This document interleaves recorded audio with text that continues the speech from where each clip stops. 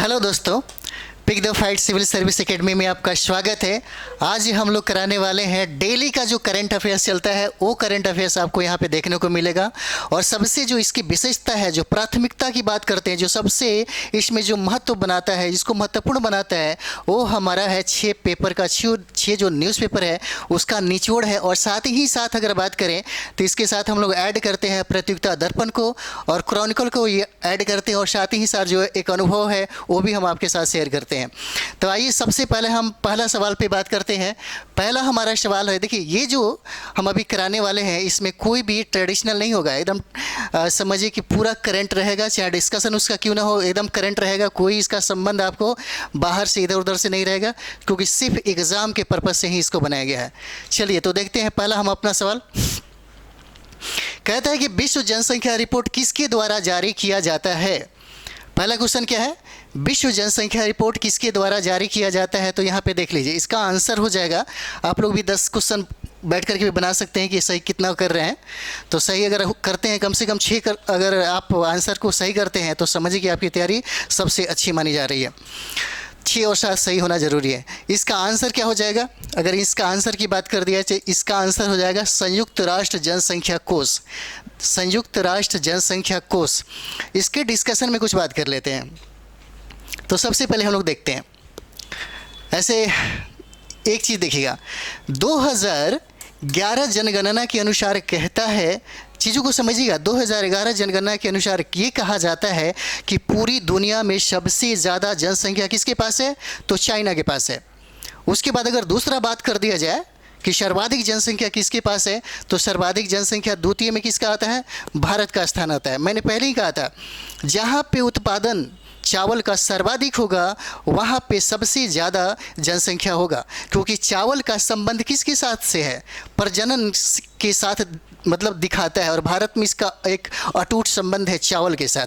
देखिए रोटी बेटी का संबंध में जब विदाई होता है तो उसके साथ ये भी देखने को आपको मिलता है। तो ठीक है, तो पहला स्थान होता है चीन का और दूसरा स्थान होता है भारत का। ठीक है, यहाँ पे देखिएगा 11 जुलाई को लिखते जाइएगा तो ठीक रहेगा। 11 जुलाई को विश्व जनसंख्या दिवस मनाया जाता है। विश्व जनसंख्या दिवस मनाया जाता है, पूछा जाता है, विश्व जनसंख्या दिवस मनाया जाता है, विश्व जनसंख्या दिवस मनाया जाता है। ठीक है, उसके बाद हम लोग बात करें, कहा जाता है कि 2011 में पूरे विश्व की आबादी कितनी थी, लगभग 7 अरब। सोचिए पूरे विश्व की आबादी कितनी, 7 अरब।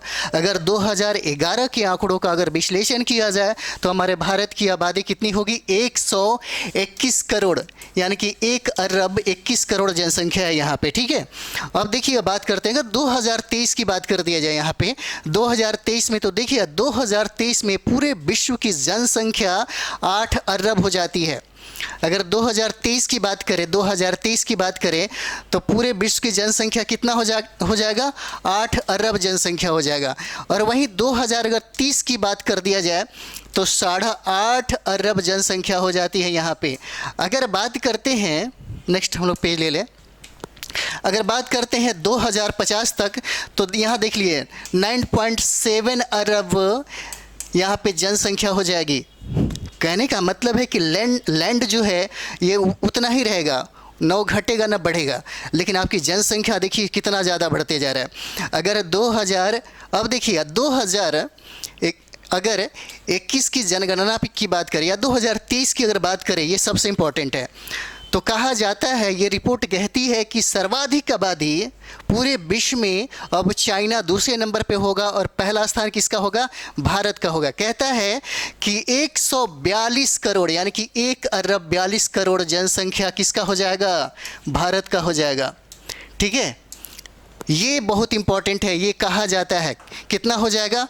अब क्या होता है कि अगर इस आंकड़े को देखा जाए तो चीन के बाद, यानी कि जो 2011 की आंकड़ा कह रहा था कि चीन नंबर 1 पे है, 2023 के आंकड़ों की अगर गणना करें तो सबसे पहला भारत का स्थान आ जाएगा और दूसरा चीन का स्थान आ जाएगा। देख लीजिए इतनी सर्वाधिक जनसंख्या आपको भारत में बढ़ी है बहुत तीव्र गति से। और कहा जाता है कि अगर पूरे विश्व में धर्मों की बात कर दिया जाए तो सर्वाधिक धर्म का जो वृद्धि हुआ है, जो मानने वालों की वृद्धि हुआ है, वो है इस्लाम धर्म।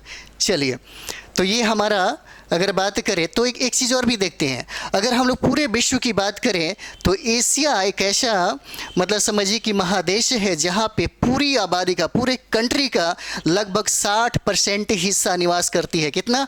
60% हिस्सा निवास करती है। और इसी 60% में सर्वाधिक हिस्सा चाइना और भारत के पास है।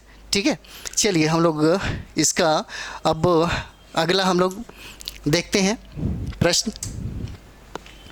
देखिए यहाँ पे देखिए ठीक से आप लोग अगर आप बना रहे होंगे अभी बैठ कर के कलम कॉफ़ी लेकर के अगर बना रहे हैं तो ज़रूर इसे बनाइए। कहता है कि अप्रैल 2023 में बिहार का पहला ओडीएफ मॉडल कौन बना है, ये पूछा जा सकता है। पहला ओडीएफ मॉडल कौन बना है? तो ये देख लीजिए, इसमें आपको मिलेगा 4 ऑप्शन है, इसमें आप जल्दी फटाफट बना लीजिए। अगर हम बात करें तो ये हो गया भागलपुर का एक समझिए कि प्रखंड है, गांव की अगर बात कर दे तो ये है इस्माइलपुर। और इस्माइलपुर कहाँ मिलेगा?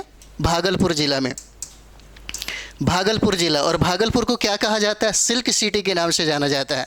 यहाँ पे आपको रेशम को उत्पादन देखने को मिलेगा। और कहा जाता है बिहार के बीपीएससी में और दारोगा में भी प्रश्न पूछा गया, बीपीएससी में तो बहुत बार पूछा गया है, सिल्क सिटी के नाम से भागलपुर प्रसिद्ध है। ठीक है, अब यहाँ पे बात करते हैं, थोड़ा सा डिस्कशन हम लोग ले लें दूसरा का। यहाँ देखिएगा कहता है कि भारत का पहला ओडीएफ गाँव कौन सा बना। अगर मानते हैं कि अगर बिहार की बात कर दिए तो आपने इस्माइलपुर के नाम देखा और ये देख लिया कि ये कहाँ पे है, कौन से ज़िले में, तो भागलपुर में। अगर मैं भारत की बात करूं कि भारत में पहला गांव कौन सा है जो ओडीएफ मुक्त हुआ है, तो यहाँ पे देखते हैं पहला भारत का क्या होगा? पहला। ठीक है, भारत का पहला की बात करें यहाँ पे तो यहाँ देखिए वो राज्य है आपका मिजोरम राज्य है। और गांव की बात करें तो मेबुआओ गांव है, मेबू अब गांव हो जाएगा। और ये जिला की बात करें तो आइजोल हो जाएगा। ठीक है, ये देखिए ये इंपॉर्टेंट है, इसे आप देख लीजिएगा।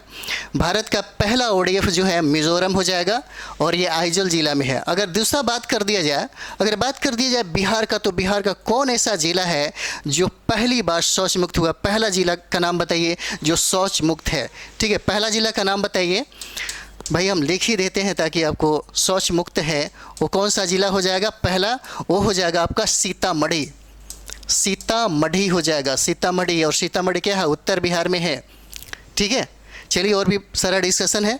अच्छा एक चीज़ और भी देख लेते हैं, जब कर ही रहे तो थोड़ा सा देख लिए। दूध उत्पादन की बात हुआ, ये जो प्रश्न हम अभी आपको बताने जा रहे हैं ये बहुत इंपॉर्टेंट है। यहाँ से संभावना बन रही है, क्योंकि देखिएगा बिहार के बीपीएससी के एग्ज़ाम अगर दे रहे हैं या दारोगा के एग्ज़ाम दे रहे हैं तो हम जो भी बुक्स अपना लिखे हुए थे वहाँ से बहुत सारा प्रश्न पूछा गया था।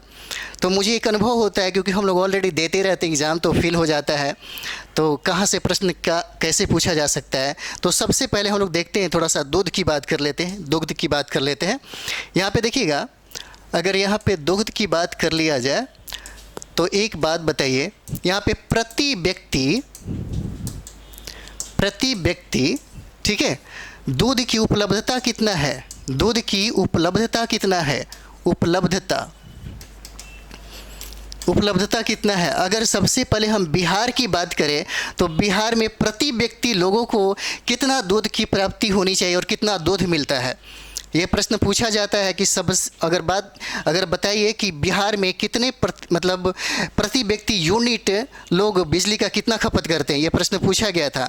दूध से संबंधित भी प्रश्न पूछा गया उत्तर प्रदेश के पीसीएस में और बिहार में भी पूछा जा सकता है। ठीक है, तो यहाँ से बहुत सारा चीज़ें आपको हम बता रहे हैं। तो प्रति व्यक्ति दूध की उपलब्धता की बात किया जाए, अगर बिहार की अगर बात किया जाए तो यहाँ पर देखिएगा 400 ग्राम क्या होगा? प्रति व्यक्ति हो जाता है, प्रति व्यक्ति।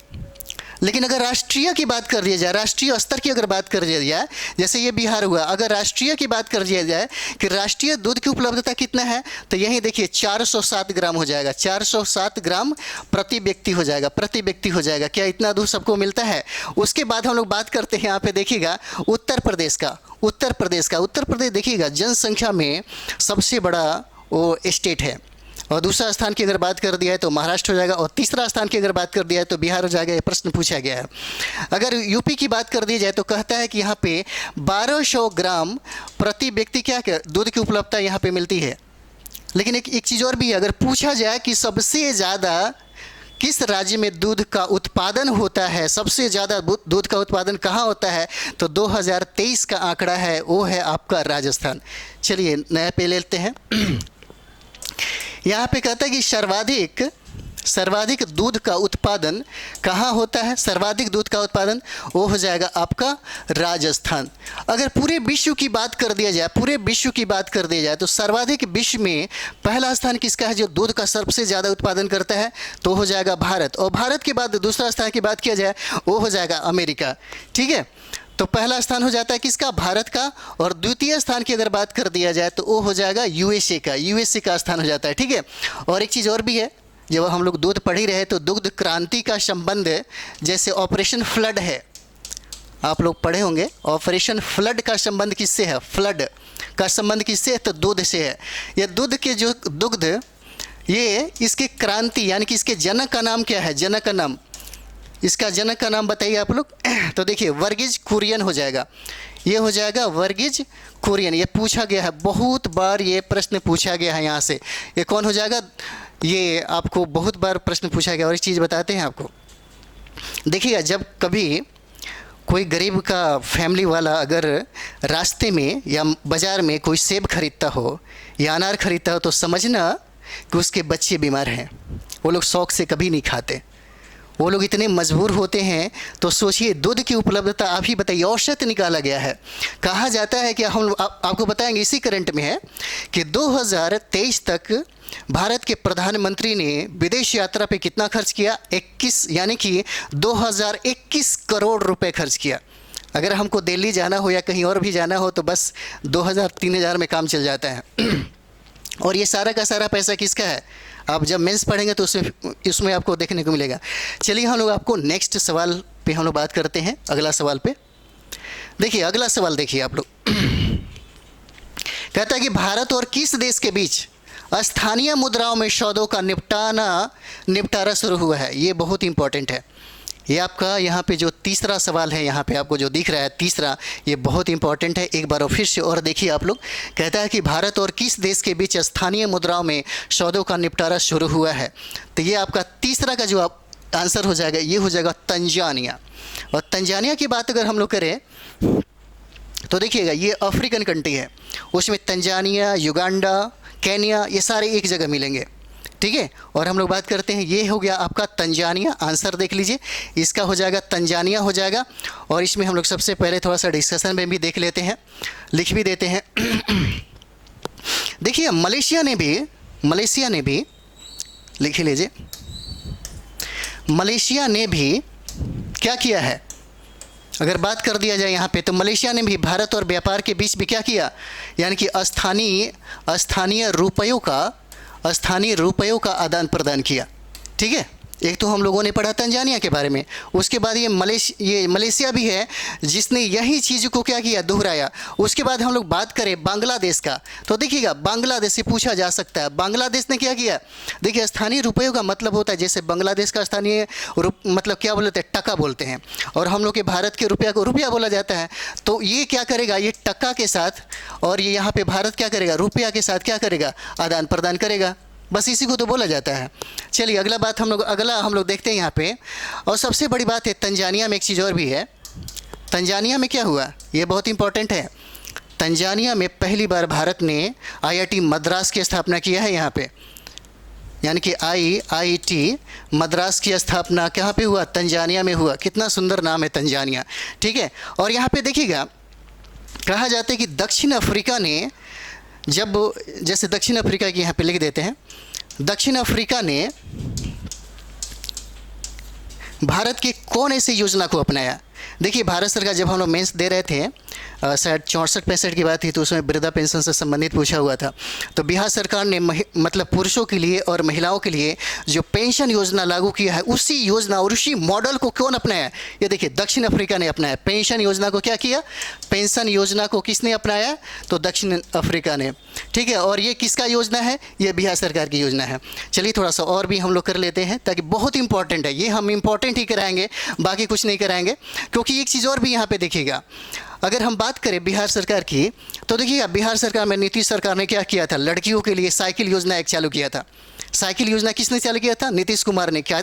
ताकि महिलाओं की सशक्तिकरण पे सबसे ज़्यादा ध्यान दिया जा सके और उनके पढ़ाई लिखाई के बारे में सबसे ज़्यादा क्या किया जाए, प्रोत्साहित किया जा सके। और यही वजह था कि उन्होंने साइकिल योजना को सबसे ज़्यादा तीव्र गति प्रदान किया। तो ये देखिए, साइकिल अगर योजना की हम लोग बात करें, साइकिल योजना की बात, यहाँ पे साइकिल योजना की बात, तो देखिएगा साइकिल योजना की बात अगर करें, साइकिल योजना की बात, तो एक कंट्री है जिसका नाम है जाम्बिया, जिसका नाम है जाम्बिया। और जाम्बिया ने क्या किया, ये साइकिल योजना के मॉडल को खुद अपने देश में लागू कर दिया। ये बिहार सरकार की योजना है साइकिल योजना, और इसने जाम्बिया एक कंट्री है, इसने क्या कर दिया, खुद इसको एक्सेप्ट कर दिया, खुद ये लागू कर दिया। ठीक है, और चलिए थोड़ा सा इसको एक और भी कर लेते हैं। अगर सूडान की बात करें, यहाँ पे सूडान की बात, तो यहाँ पे देखिए पूछा जा सकता है कि ऑपरेशन कावेरी का संबंध किसके साथ है। ऑपरेशन वाला जो जितने भी आपके पास डाटा गुरु होंगे, हम खुद आपको एक अलग सीरीज में कराने की कोशिश करेंगे। और सूडान की बात करें यहाँ पे, तो इसका संबंध है ऑपरेशन कावेरी से, ऑपरेशन कावेरी हो जाएगा।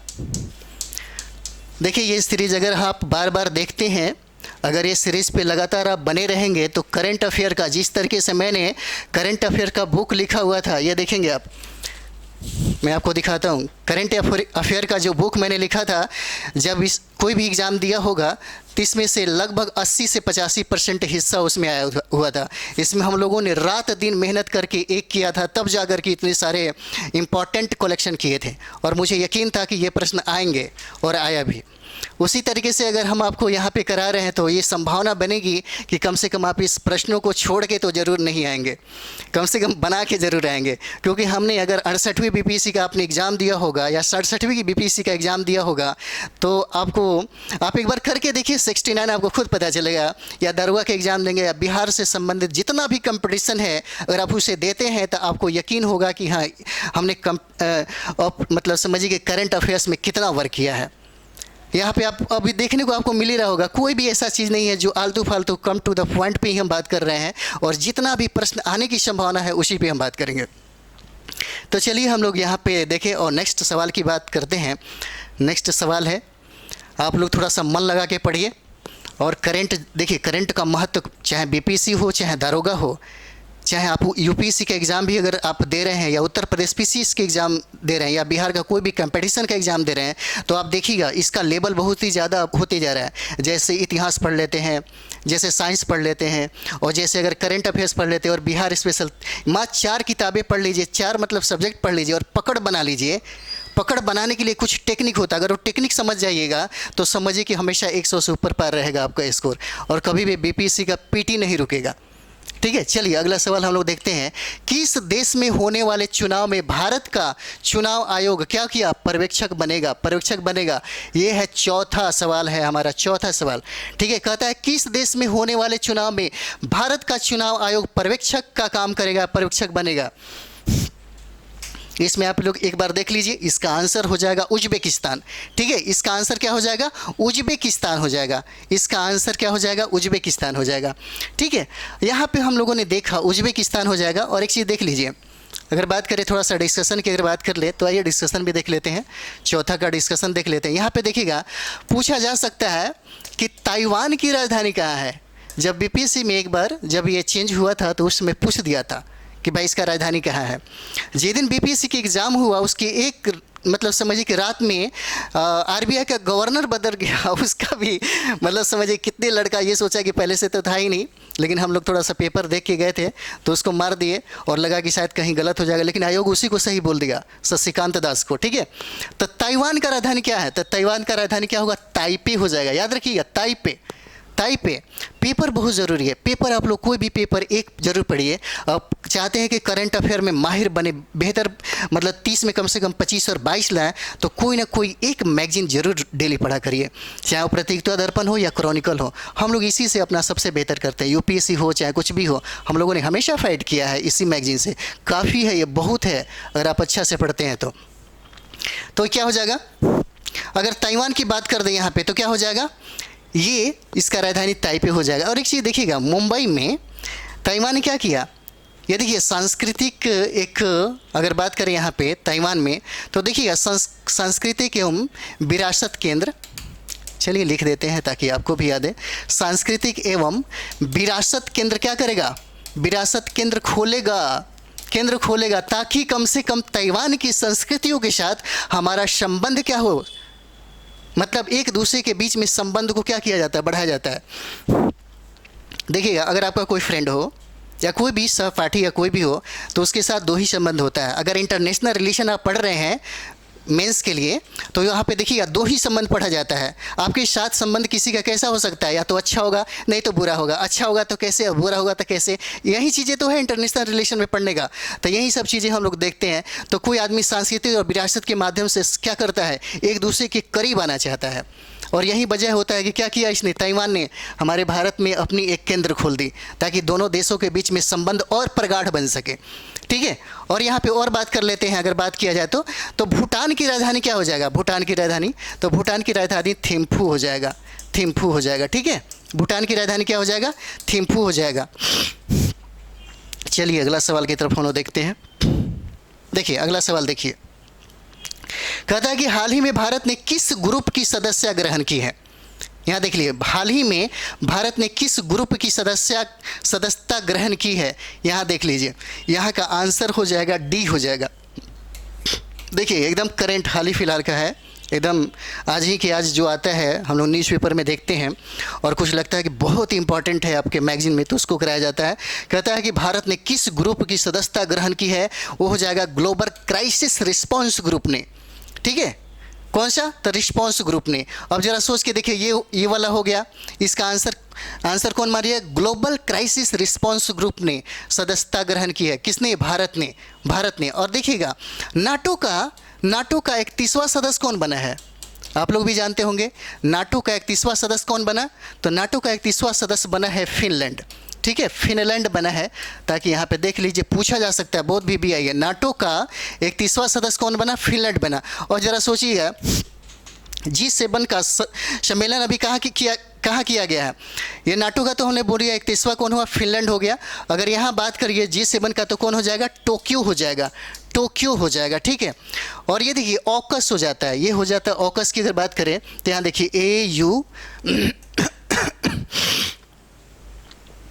AUKUS। देखिए इसमें 3 कंट्री है। पहला कंट्री की अगर बात कर दिया जाए, यहाँ पे पहला कंट्री की बात कर दिया जाए, तो कौन सा कंट्री हो जाएगा? ये हो जाएगा ऑस्ट्रेलिया। पूछा जाता है कि इसमें कितने देश शामिल है, ऑस्ट्रेलिया हो जाएगा। और यूके से हो जाएगा यूनाइटेड किंगडम हो जाएगा, मतलब इंग्लैंड हो जाएगा या ब्रिटेन हो जाएगा। और यूएसए से मतलब हो जाता है अमेरिका हो जाता है। ठीक है, इतना आप लोग समझ गए होंगे। चलिए हम लोग अगला सवाल की तरफ में ध्यान देते हैं। अगला सवाल देखिए हम लोग का है, भारत ने G20 का अध्यक्षता 2024 के लिए किसे सौंपा है? एक बार देख लीजिए इसको, भारत ने G20 का अध्यक्षता 2024 के लिए किसे सौंपा है? तो 6 का क्या हो जाएगा आंसर? अगर आप दक्षिण अमेरिका जाते हैं तो सबसे बड़ा कंट्री होगा जिसका नाम है ब्राज़ील। ठीक है, और इसका राजधानी है ब्राज़ीलिया। हम लोग एक बार UPSC के एग्ज़ाम के लिए एक आउटलुक पढ़ रहे थे। आउटलुक मैगजीन पढ़ा जाता है, या इंडिया टुडे भी आप चाहें तो पढ़ सकते हैं। जितना अगर आप अपना बौद्धिक विकास करना चाहते हैं, जैसे इसे जिस तरह से लागू किया आपको पढ़ना चाहिए। तो देखिएगा इसी जंगल में, यानी कि ब्राज़ील में ही एक देखिएगा अमेजन का जंगल मिलेगा। अमेजन का जंगल, ठीक है, जहाँ पे आपको एनाकोंडा, इसी में आपको मिलता है, एनाकोंडा सांप मिलता है। देखिएगा दुनिया में पहली बार लगभग 3-3 फीट के लोग थे, एकदम रेड कलर का। वो ये कहा जाता है कि जब हेलीकॉप्टर, यानी कि कहा जाता है कि ब्राज़ील की जो सेनाओं ने जब इसे पार किया, तो उसने अपने मतलब समझिए कि दूरबीन से देखा, तो पता चला कि सारे छोटे छोटे तीर धनुष लेकर के हेलीकॉप्टर पे ही निशाना लगाए हुए हैं। वो जनजाति थी जिसके बारे में अभी खोज चल ही रही है। बहुत ऐसे जनजाति है जिसके बारे में भारत में भी बहुत सारी ऐसी जनजाति है जिसके बारे में आप नहीं जानते हैं। जैसे मानते हैं कि जारवा जनजाति है जो बहुत ही खतरनाक माना जाता है। वो आदिम जनजाति है। जैसे मान लीजिए जिस समय मतलब मनुष्य का विकास हो रहा था, उसी समय की बात हो रही है। और उसी समय क्या कहा जाता है, जारवा जनजातियों में एक चीज़ है, जो सबसे बूढ़े होते हैं, जो सबसे ज़्यादा मतलब उम्र वाले होते हैं, उनको अधिकार होता है कि वहाँ की सबसे छोटी लड़कियों से शादी करें। और सबसे बड़ी बात है कि दूसरी संस्कृतियों के साथ वो मिलना जुलना नहीं चाहते। और एक चीज़ और देखिएगा, अभी भी वो शिकार और खाद्य सामग्री और आखेटक पर भी अपना जीवन गुजर मतलब समझिए करते हैं। कभी मौका मिले अंडमान निकोबार द्वीप जाने का तो आपको यहाँ पे यानी कि देखने को मिलेगा। ठीक है, एक मिनट देख लीजिए आप लोग।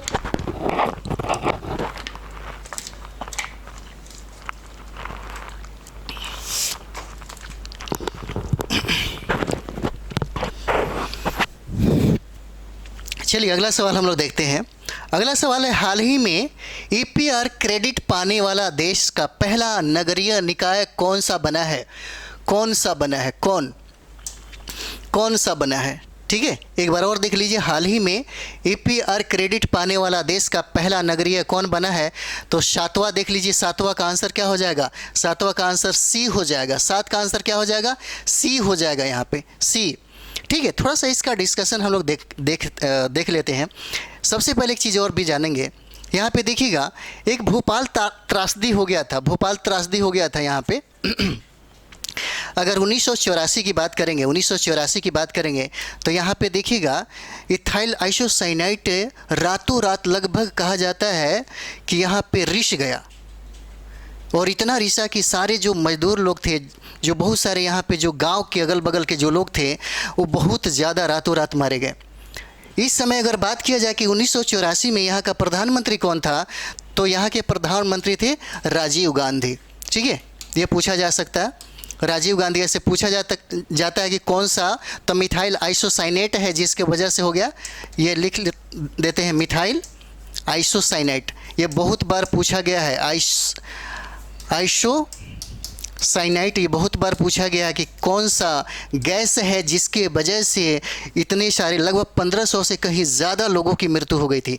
कितना? लगभग 1500 से कहीं ज़्यादा लोगों की मृत्यु हो गई थी। और एक चीज़ बताते हैं, लगभग 5-6 घंटों में लगभग 40 टन से कहीं ज़्यादा गैसों का रिसाव हो गया था। और लोग बच्चे महिलाएं जितने लोग थे सोए रह गए। ये बहुत ही मतलब भयंकर त्रासदी के रूप में हम लोग यहाँ पे इसको देखते हैं। सबसे भयंकर त्रासदी था। और एक चीज़ और बताते हैं, चलिए थोड़ा सा और भी बात कर लेते हैं।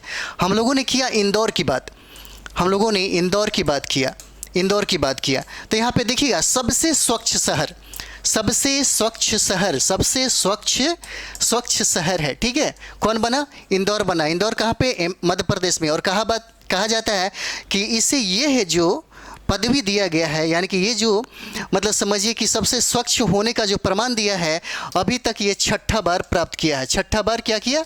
प्राप्त किया है। ठीक है, 6ठा बार प्राप्त किया है। और उसके बाद देखते हैं अगर देखा जाए तो भारत में सबसे ज़्यादा प्रदूषित जो शहर है, प्रदूषित शहर की बात किया जाए, यहाँ पे प्रदूषित शहर की, भाई गर्मी बहुत ज़्यादा है, प्रदूषित शहर की अगर बात किया जाए तो यहाँ पे देखिएगा, प्रदूषित शहर जो है वो हो जाएगा भिवाड़ी, वो हो जाएगा भिवाड़ी। और हाल ही का आंकड़ा है, भिवाड़ी हो जाएगा। और ये हो जाएगा राजस्थान में। अगर बात करें हम लोग बिहार की, अगर बिहार की बात करें तो देखिएगा, गया को क्या कहा जाता है? सबसे स्वच्छ शहर कहा जाता है। आप लोग लिखते चलेंगे, सबसे स्वच्छ शहर कहा जाता है किसको? गया को। और उसके बाद क्या है, अगर प्रदूषित की बात किया जाए तो ये हो जाएगा, प्रदूषित की अगर बात किया जाए कि सर्वाधिक प्रदूषित कहाँ है, तो पूर्णिया हो जाएगा। और दूसरा स्थान किसका हो जाएगा? दूसरा स्थान आपको दरभंगा का हो जाएगा, दरभंगा का स्थान हो जाएगा। और दरभंगा में आपको देखिएगा, दरभंगा में सर्वाधिक मखाना का उत्पादन होता है, सर्वाधिक मखाना का उत्पादन होता है। और इसी के बगल में आप जाएंगे थोड़ा सा, ये आपको सहरसा वाला का क्षेत्र में दिखेगा, एक पूर्णिया मिलेगा। पूर्णिया से बार बार प्रश्न पूछा गया। देखिए, पूर्णिया में एजुकेशन तो सबसे कम है, पुरुषों की एजुकेशन सबसे कम है। अगर महिलाओं की एजुकेशन की बात किया जाए तो सहरसा हो जाएगा। और पूर्णिया में देखिएगा, पूरे भारत में सबसे मतलब समझिए कि द्वितीय स्थान है किसका? वहाँ पे जो एक क्या उसको बोलते हैं, जूट का उत्पादन होने में समझिए कि दूसरा स्थान है। और पहला स्थान अगर पूरे भारत की बात की जाए तो पश्चिम बंगाल है। और पूरे विश्व की बात कर दिया जाए तो बांग्लादेश हो जाएगा। चलिए ठीक है, इतना काफ़ी है, फिर आगे हम आप लोग को बहुत सारा चीज़ें कराना है। देखिए नेक्स्ट सवाल हम लोग देखते हैं। देखिए एक बार, बिहार के कितने ज़िले में, ये बहुत इंपॉर्टेंट है, बहुत ज़्यादा इंपॉर्टेंट है ये, हम आपको यहीं पे लिख देते हैं VBI। ये 7 जो ज़िले हैं इसे पूछा जा सकता है और ऑप्शन में दे दिया जाएगा कि 7 ज़िला में आपको कुछ ऐसे ज़िले दे दिए जाएंगे और बताएंगे इसमें बताइए कौन सा नहीं है। ठीक है, तो यहाँ पे देखिएगा, बिहार के कितने ज़िले में वाटर स्पोर्ट्स सेंटर शुरू करने की घोषणा की गई है। वाटर स्पोर्ट्स क्या है, वाटर स्पोर्ट्स सेंटर शुरू करने की घोषणा किया गया है। 8 का क्या हो जाएगा आंसर, बी हो जाएगा। 8 का क्या हो जाएगा, बी हो जाएगा। तो सबसे पहले हम लोग जिलों की बात करते हैं। तो अगर जिलों की बात करें यहाँ पे तो देखिए पटना, पहला की बात करें तो क्या हो जाएगा, पटना। आप लोग भी याद करते रहिए, पटना हो जाएगा। और पटना के बाद दूसरा अगर राजस्थान करें तो क्या हो जाएगा, दरभंगा हो जाएगा, दरभंगा हो जाएगा। और तीसरा की बात करें बांका हो जाएगा। और चौथा की बात करें तो क्या हो जाएगा, मुंगेर हो जाएगा, मुंगेर हो जाएगा। थोड़ा सा नया पेज ले लेते हैं, मुंगेर हो जाएगा चौथा। और पांचवा की बात करें तो देखिएगा, पांचवा की बात करें तो जमुई हो जाएगा, जमुई। और छठा की अगर बात करें यहाँ पे तो पूर्वी चंपारण हो जाएगा, पूर्वी चंपारण। देखिए पूर्वी चंपारण से एक बहुत ही इम्पॉर्टेंट ये चीज़ याद आ रहा है, क्योंकि ये पूछा हुआ था BPSC में। जल महोत्सव शायद यहाँ पे मनाई गई थी और पूर्वी चंपारण में ही एक चीज़ था। उन्होंने मुख्यमंत्री ने 2000 क्या बोलते हैं 21-22 में ये समाधान यात्रा शायद उन्होंने निकाला था। ठीक है, ये बहुत इंपॉर्टेंट है। और जल वाला जो जल महोत्सव है ये बहुत इंपॉर्टेंट है, ये हो जाएगा छठा। और सातवां की बात करें तो ये सातवां हो जाएगा पूर्णिया हो जाएगा। ठीक है, पूर्णिया हो जाएगा। हम जितने भी करा रहे हैं एकदम करंट से ही संबंधित है, कोई इधर उधर नहीं होगा। कोई भी आपको GK थोड़ा सा ये रहे, मतलब नहीं इसमें ऐड करेंगे, ताकि करंट आपका भरपूर करंट आपको मिले। जैसे कहीं हिस्ट्री का कहीं ज्योग्राफी का ऐड बिल्कुल नहीं हम कर पाएंगे, क्योंकि हम टोटली आपको सिर्फ करंट ही कराएंगे, ताकि करंट पे, क्योंकि आप बुक तो पढ़ ही रहे होंगे, हिस्ट्री पढ़ रहे होंगे, ज्योग्राफी पढ़ रहे होंगे, बिहार स्पेशल पढ़ रहे होंगे, पॉलिटी पढ़ रहे हैं, सब कुछ पढ़ रहे होंगे। ठीक है, लेकिन ये यहाँ पे स्पेशल जो हमारा जो चलेगा, जैसे आपको कभी कभी गैप में हम आपको आते रहेंगे। एक दिन ये 5 बजे का क्लास रहेगा और 5 बजे के क्लास में ये जो आपको जो मतलब टीचर यहाँ पे जो आपको कराते हैं वो सप्ताह में 3 दिन कराएंगे, 3 दिन हम कराएंगे। और 3 दिन में ज़बरदस्त मटेरियल हम आपको देंगे, इतना कि 3 दिन में आप समझिए कि आप 3 महीने तक अगर 69 का अगर तैयारी कर रहे हैं तो हम कोशिश करेंगे कि इतने ज़्यादा हम आपको करा दें कि एक भी प्रश्न आपसे कहीं बाहर ना पूछे, बाहर न जाए। क्योंकि हमने खुद अनुभव किया, मैंने खुद इस चीज़ को 2 किताबें लिखी है और इस चीज़ का अनुभव रहा है। मैंने अपने स्टूडेंट को बहुत सारा करंट अफेयर्स में भी ये सब चीज़ें समझिए कि सजेस्ट किया है और इसका फ़ायदा उनको मिलता है। मेरा जो एक तरीका है बस वही तरीका हम आपको भी चाहेंगे कि आप भी इसे फॉलो करें और निश्चित तौर पर आप फाइट करेंगे। एक किताबें ज़रूर निश्चित तौर पर लिया करिए और 1 साल का स्टडी करिए, हम आपको कराएंगे। बस ये हो गया। चलिए हम लोग नेक्स्ट सवाल पे ध्यान देते हैं। ये देखिएगा, पेपर का कटिंग नहीं डाले हैं, लेकिन बहुत सारा आप अगर देखिएगा तो आपको बहुत सारे लोग मारेंगे। हम अपने टेस्ट में भी चलाए हैं तो बहुत सारे लोगों को क्या किया, गोल्ड मार दिया है, लेकिन पेपर में क्या दिया, रजत दिया है। ये बहुत इंपॉर्टेंट है। कहीं कहीं क्या होता है कि पेपर का सोर्स हम लोग दिखाएंगे, एक्चुअली हम डाल नहीं पाए हैं इसको, लेकिन नेक्स्ट अगर कल हमारा रहेगा तो उसमें डालेंगे ज़रूर। देखिए, चाइल्ड लेबर ट्रैकिंग सिस्टम में बिहार को कौन सा मेडल मिला है, कौन सा मेडल मिला है, इसको देखिएगा। ये हमारा 9वां सवाल है। 9वां सवाल क्या कहता है, 9वां सवाल क्या कहता है, देखिए, चाइल्ड लेबर ट्रैकिंग सिस्टम में बिहार को कौन सा मेडल दिया है, तो ये हो जाएगा रजत हो जाएगा। क्या हो जाएगा, रजत हो जाएगा। रजत बहुत इंपॉर्टेंट है, क्योंकि कहीं कहीं आपको गोल्ड मिलेगा, लेकिन आंसर इसका क्या होगा, रजत हो जाएगा। कहता है चाइल्ड लेबर ट्रैकिंग सिस्टम में बिहार को कौन सा मेडल मिला है, ये पूछेगा, VBI है। ठीक है, चलिए हम लोग अगला सवाल करते हैं। देखिएगा, ये आपको बहुत ही ज़्यादा इम्पोर्टेंट मिलेगा। कहता है कि हाल ही में प्रथम अंतर्राष्ट्रीय हरित हाइड्रोजन सम्मेलन का आयोजन कहाँ किया गया। क्वेश्चन को फिर से एक बार देखिएगा। कहता है कि हाल ही में प्रथम अंतर्राष्ट्रीय हरित हाइड्रोजन सम्मेलन का आयोजन कहाँ किया गया। तो इसका आंसर आप लोग देख लिए, इसका आंसर हो जाएगा कहाँ, इंडिया, भारत हो जाएगा, भारत। इसका आंसर क्या हो जाएगा, भारत हो जाएगा। अब ज़रा सोच के देखिएगा, यहाँ पे थोड़ा सा हम आपको कराते हैं। अगर आपने जून और जुलाई का पेपर पढ़ा होगा, जुलाई का, तो उसमें देखेंगे कि प्रधानमंत्री कहाँ गए थे, अमेरिका गए थे। थोड़ा सा इसका डिस्कशन करा लेते हैं। अमेरिका गए थे, USA गए थे। ठीक है, और USA के बाद जब ये लौटे तो उधर से कहाँ पे गए, मिस्र गए। और मिस्र की राजधानी की बात करें तो मिस्र की राजधानी क्या हो जाएगा, काहिरा हो जाएगा। ठीक है, कहा जाता है कि 2014 से लेकर के 2023 तक लगभग बहुत सारा यात्रा इन्होंने किया, लगभग 69 ऐसे ही कुछ अराउंड बताया। कहा जाता है कि मतलब हमारे भारत के प्रधानमंत्रियों में द्वितीय स्थान इनका है, जिन्होंने सबसे ज़्यादा क्या किया, विदेश यात्रा किया। अगर पहली बात कर दिया जाए कि सबसे ज़्यादा विदेश यात्रा करने वाला कौन सा प्रधानमंत्री है, तो हमारे क्या हो जाएंगे, इंदिरा गांधी। ये हो जाएंगे, इंदिरा गांधी हो जाएंगी। इंदिरा गांधी ने लगभग 113 या 115 बार विदेशी यात्रा उन्होंने किया। और एक चीज़ और देखिएगा, ये जब जब प्रधानमंत्री ने सबसे ज़्यादा विदेश यात्रा, देखिए कभी कभी क्या होता है ना कि इसके बारे में नहीं बात करेंगे क्योंकि यहाँ पे सिर्फ पॉलिटिकल वाली नहीं, एकदम यहाँ पे आई कॉन्सेप्ट की देखिए सबसे ज़्यादा पूछा जा सकता है कि 2014 से लेकर के 2023 तक इन्होंने कितने रुपए खर्च कर दिए। तो सोच के देखिएगा, यानी कि 2021 करोड़ रुपया इनको विदेश यात्रा पे क्या हुआ, खर्च हो गया। पूछा जा सकता है, यही सब चीज़ें तो आपको मेंस में लिखने को भी कभी कभी मिलता है। ये सारा का सारा रुपया किसका था, आम जनता का था, ठीक है। और आम जनता का पैसा देखिएगा, एक आदमी ने 2021 करोड़ रुपए मतलब समझिए कि अपने यात्रा पे खर्च कर दिया, ठीक है। और यहाँ पे एक चीज़ और भी देखते हैं, चलिए थोड़ा सा और भी इसका डिस्कशन कर लिया जाए। यहाँ पे देखिएगा, ये जो विदेश यात्रा होता है, जो सबसे पहले मतलब जहाँ जहाँ गए उन्होंने क्या विदेश यात्रा के समय क्या वार्ता हुआ, इसके बारे में पूछा जा सकता है। क्योंकि अभी भी देखिएगा, क्योंकि फैक्ट जो है डायरेक्ट आपको याद हो जाएगा। अगर फैक्ट पढ़ते हैं तो इस पीडीएफ को देख लीजिए ना, तुरंत हो जाएगा, लेकिन एक भी प्रश्न नहीं पूछा जाएगा। अगर आप बीपीएससी दे रहे हैं और आप दारोगा दे रहे हैं, तो समझिए कि आपको थोड़ा सा गहराई में पढ़ना पड़ेगा। और गहराई में अगर पढ़ना चाहते हैं तो प्रतियोगिता दर्पण क्रॉनिकल जरूर ले लीजिए, क्योंकि वार्ता से भी प्रश्न पूछने लगा। जैसे यूपीएससी को देखिएगा, अगर बीपीएससी आप दे रहे हैं तो उसका स्टैंडर्ड देख रहे हैं, यूपीएससी की तरफ भागते हुए जा रहा है। और सबसे बड़ी बात यह कि बिहार के लोग पढ़ने वाले हैं, बिहार के लोग गजब का कंपटीशन का तैयारी। देखिए मुसल्लमपुर हाट में बहुत ज़्यादा भीड़ है, ठीक है। तो ये सब चीज़ें हैं।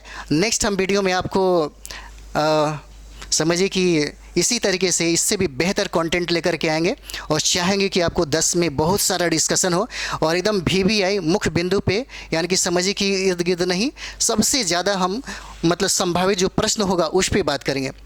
अगर हमारा सेशन आपको अच्छा लगता है तो आप सबसे ज़्यादा शेयर करिए, सब्सक्राइब कीजिए और कमेंट्स भी कीजिए, और सबसे ज़्यादा लाइक भी कीजिए, ताकि हमें आपका प्यार और सबसे ज़्यादा ये क्या बोलते हैं उसका जो मोटिवेट है वो हमको मिलता रहे। धन्यवाद, थैंक यू वेरी मच।